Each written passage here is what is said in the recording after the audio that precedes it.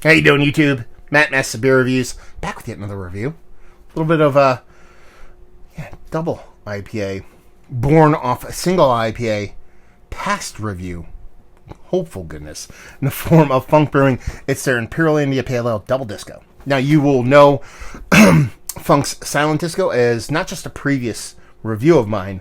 I think I might have reviewed it twice, to be honest with you. But it actually made it, and I believe, one of my favorite shelfies of the year. A lot of people think that's a dirty word, shelfie. Oh, you can get it off shelf. I don't have a problem with that. But yeah, it is one of my favorite hazies that you could actually buy and procure and not have to wait in a line for. So I'm excited to give this a whirl. I actually didn't know they made this. I went out and about. I went to my buddy Keith's house. You've all met Keith before. And he lives very close to these guys. So we're out and about. We popped off to a couple breweries and we stopped in here. And we had a couple beers and they had these there. Oh, full disclosure, this actually came from Funk. They gave it to me. I was actually there and I was about to check out, and the lady behind the bar gave me like a half a case of doubles of beer. She's like, marketing guy wants you to take some stuff home. And I was like, oh, thank you very much. So, marketing guy, whoever you are, thank you very much. I forget your name because I forget everything. But we're going to dive into it and see what she's got. So, it's kind of got to live up to a tall order because, Silent Disco is really one of the best shelfies, period, you can actually pick up when it comes to the hazy game. Anybody out there in PA, I don't think their footprint reaches outside of PA. It might, but it is one of the better ones you can get. So even though I haven't reviewed it, and it's not something I cover on my channel because I rarely cover the same beer twice, even though I think I might have reviewed that one twice. It's such a good beer to pick up. This one's coming in 7.7. I think Silent Disco is more in the mid 6s, 6.5. My brain serves me correct, so it's not that much bigger of a beer. Label-wise, it's alright. It's called, Double Disco, and it looks like a disco floor from, Saturday Night Fever or something. And as far as hazies go, it looks like a proper double IPA. 3/4 of pinky finger, take a packed head, a little couple stragglers, a little bit of soapy edges, nice, dense, kind of orange core to her.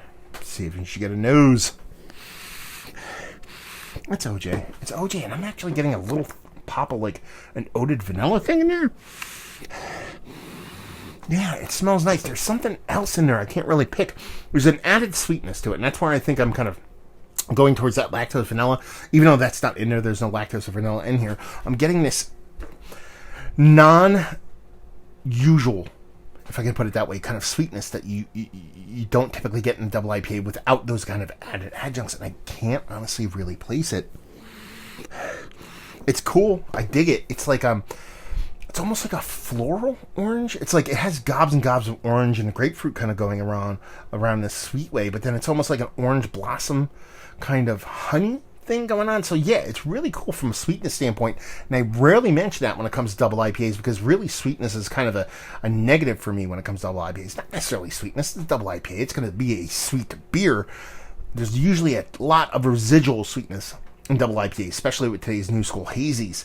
But this sweetness is coming off as something unique in a good way. And I kind of dig that. Yeah, I like that.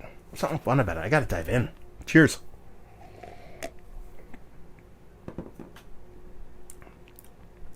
Yeah. It actually...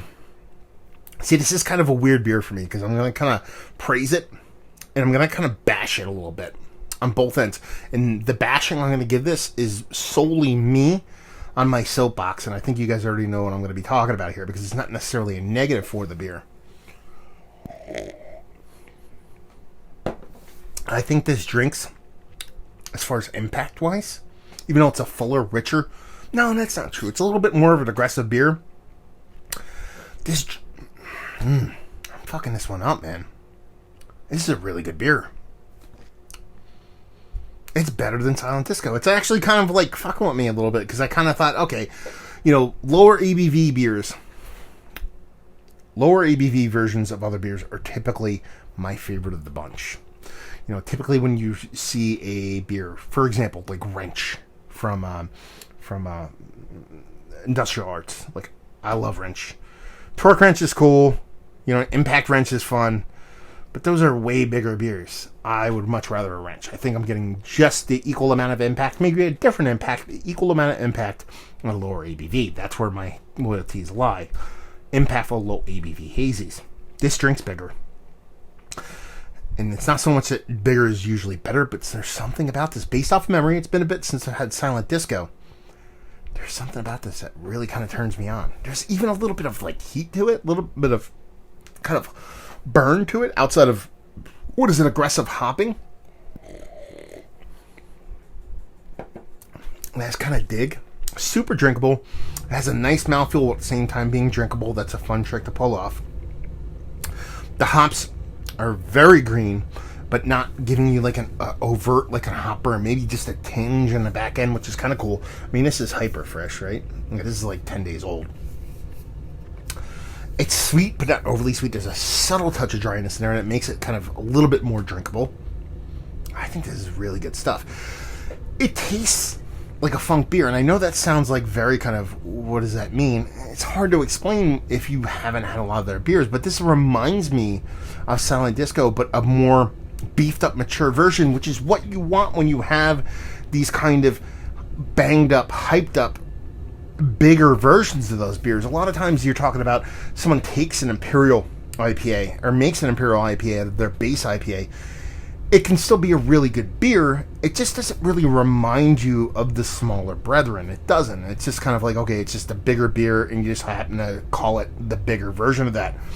This tastes like a scaled up version of Silent Disco. In every scaled up portion of it is an improvement. Besides ABV. I would love to get this at whatever ABV Silent Disco is, 6 and change. But every portion of it, from the hop presence, from the fruited hop presence of it, from the green hop presence, to the mouthfeel, to the drinkability, all of that is just a little bit better. Again, based off memory, it's probably been a year since I had that beer, but rarely do I go this kind of in deep about a beer being that much better unless I'm pretty sure about it, and my instincts are saying it's pretty good stuff. So, yeah. Good for A. I think I have about, like, 6 or 8 beers from Funk I'll probably be ripping off over the next month or two from this that they sent me. They sent me some Hazies.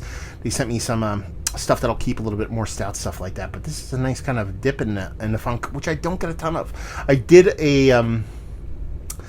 like maybe an Oktoberfest, a Marzen, a couple little beers here and there, just because I skip through Pennsylvania every now and then so I can grab their stuff.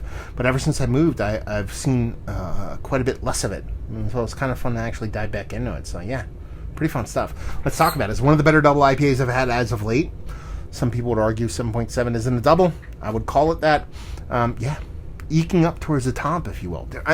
It doesn't taste like, you know, your Treehouse, your Trillium, those kind of beers in a good way. Some people want their beers to get as close to what they would consider the kind of the end-all, be-all pinnacle of that, whereas I just want interesting, well done, this first, but outside of that, well done, interesting flavors, even in the realm of the Hazy IPA, which is pretty constrained for what it is. So when you can give me something that is unique, has its own fingerprint, has its own personality, and still a pretty damn good hazy, I'm a fan, so I dig it. Value and availability, I don't know what it costs. I actually didn't look at the price point on this, but it can be had. I don't know if this will hit distro, but, you know, typically funk stuff is relatively easy to get. Let me see. I'll tell you if it hits distro. It says brewed and canned by Funk Brewing, MASPA. I don't know if it hits distro then. Maybe limited distro.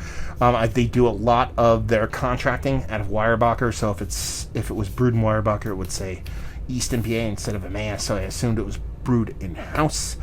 Value, their price point usually isn't too bad, especially at the brewery.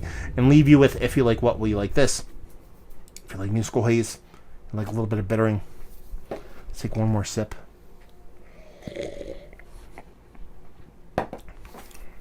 It's a good beer. This is a good hazy. So if you're a hazy fan, you like well done hazies. So do you all kinds of proper. So there you go. Another review in the books. Hopefully you guys enjoyed it. Down there if you want to talk about it. Massive Beers if you want to check me out doing the social media stuff. Beer Massive if you want to check me out doing the whole podcasting thing. And hopefully you guys enjoyed the review. Hopefully you're enjoying a nice little hazy right now. Hope to see you next time. Cheers.